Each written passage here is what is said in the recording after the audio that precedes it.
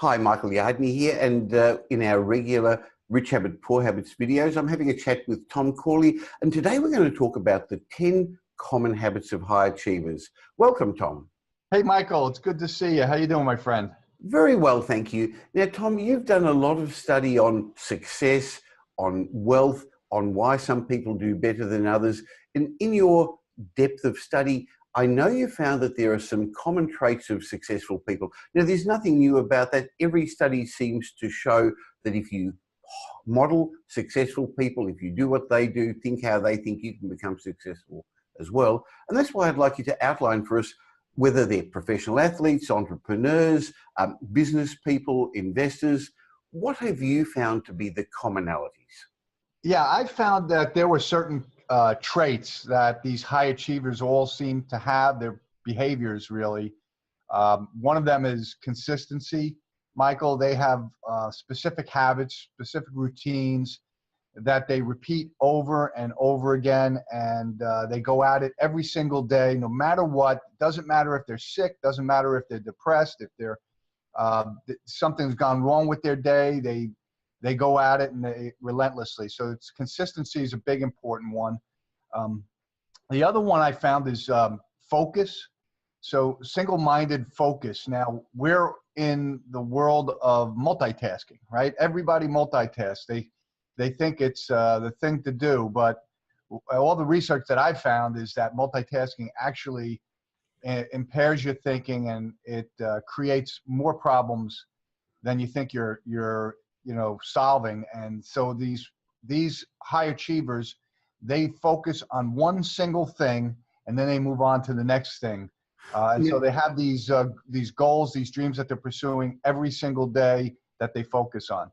Now, Tom, I'm glad you mentioned that, because I recently saw an interview with Warren Buffett and a while ago with Bill Gates when they were asked, what's the number one trait of successful people?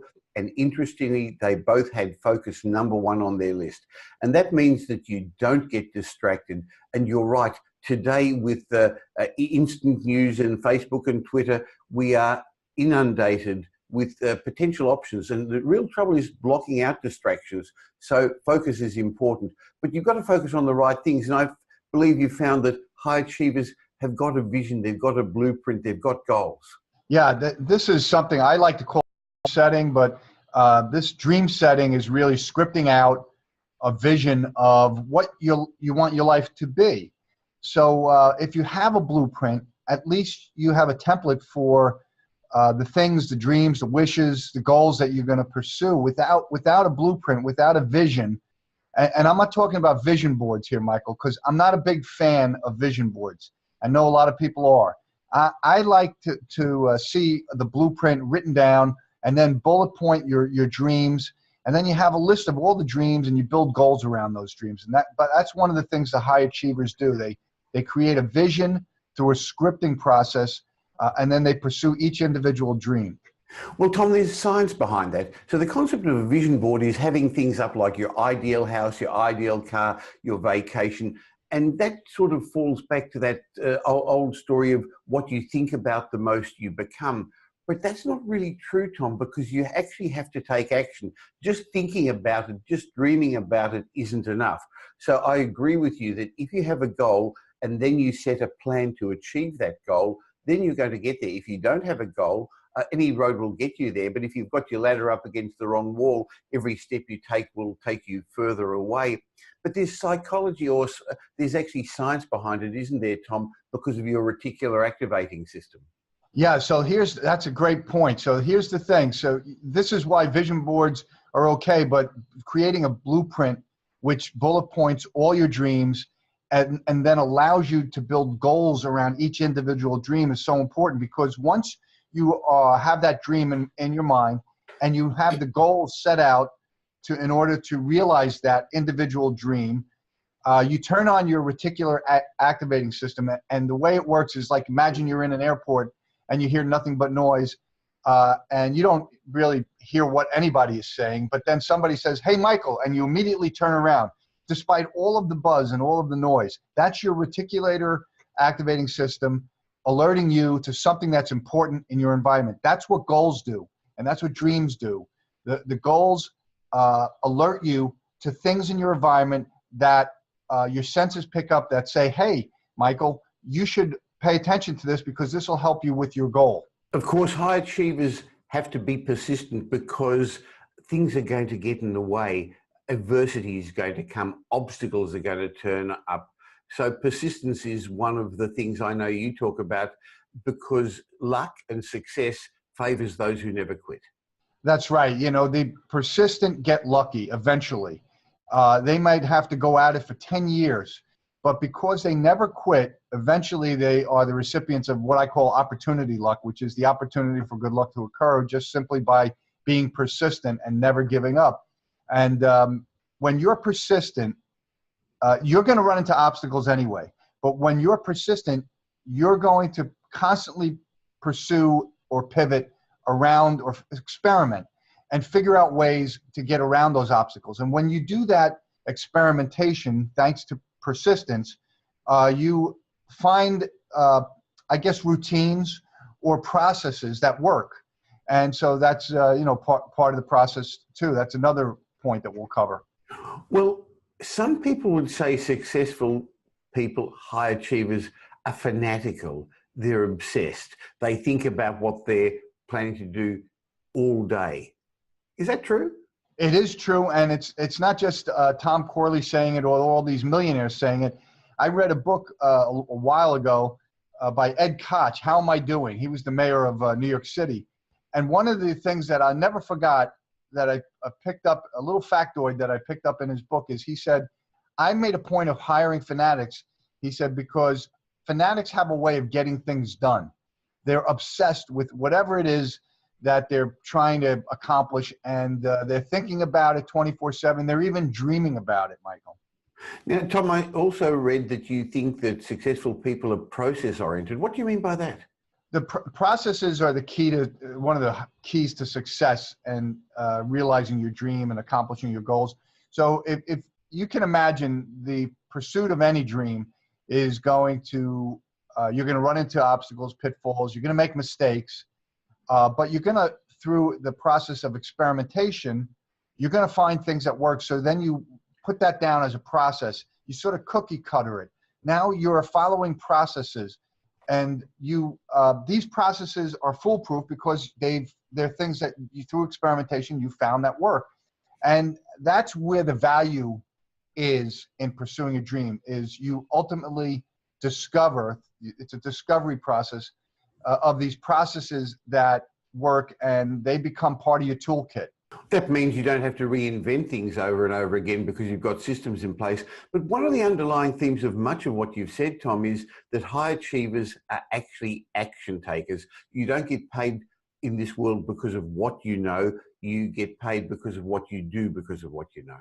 Yeah, that's the thing. So it's great to have all these thoughts and these vision boards and these scripts, but you have to take action. And I found in my research that these self-made millionaires, they were constantly in motion. They had multiple streams of income. They were doing, like now I have like 4 streams of income.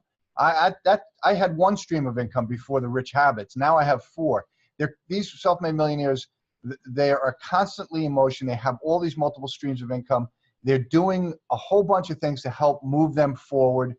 It's like a juggling act, but they are action oriented, Michael. Interestingly, they also have learned to overcome fear, because the average person is scared of making mistakes, scared of the consequences, scared of taking risks. But I've found successful people, especially at the beginning of their careers, they're prepared to take risks. They take calculated risks, Tom. Yeah, the fear is still there. Don't misunderstand what I'm trying to say here about taking calculated risks. The fear is constantly with you. However, they mitigate that fear, these self-made millionaires, by doing their homework.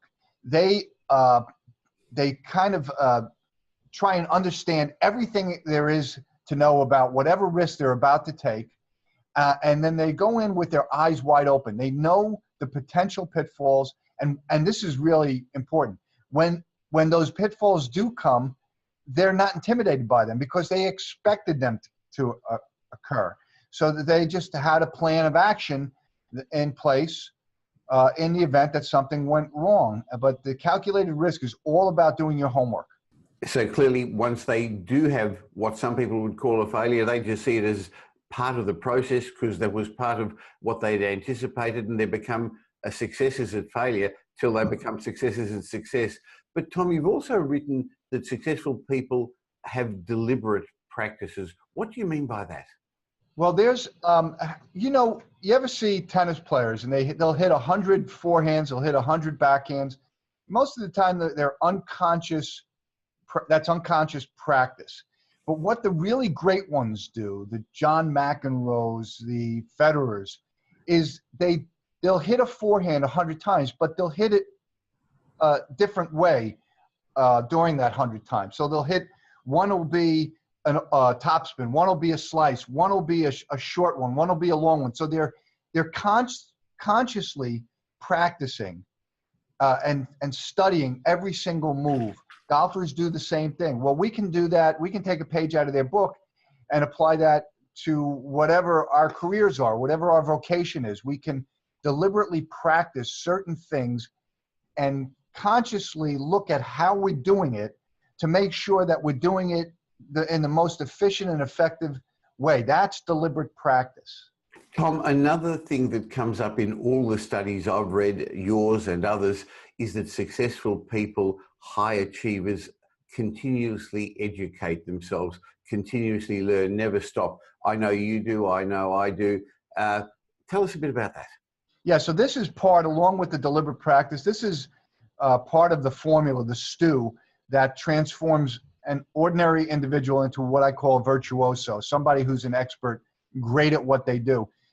You want to not only practice deliberately, but you also want to gain knowledge and study whatever it is in your career, your profession, your vocation. You want to know everything there is to know about it. You just don't want there to be any missing piece of information, because that's critical to your success, knowing everything about whatever it is that you do. Because if you don't know everything about what you're doing, you can make a mistake. So the high achievers in my study, they really devoted at least 30 minutes to an hour of study every single day, particularly in their career or their vocation. Well, clearly in this fast-moving world, you have to just to keep up, but you want to do more than keep up. You want to become an expert in your field. Well, Tom, there were 10 really great tips there. I guess what it really means is there are a lot of moving parts, many variables, many ingredients to being a high achiever, to being successful. And clearly it's just not one thing, is it, Tom? It's a combination of many things. No, it's like, it is very much a stew. And if you don't have any of the, you miss an ingredient, it just doesn't taste right. Well, if you miss an ingredient in the pursuit of success, it's just not going to be as successful as you were hoping it would be. Great. So thank you very much. I look forward to having a chat with you again next week when we'll discuss some more of the success habits of the rich people and some of the habits we should avoid with the poor people. Looking forward to it, Michael. My pleasure, Tom.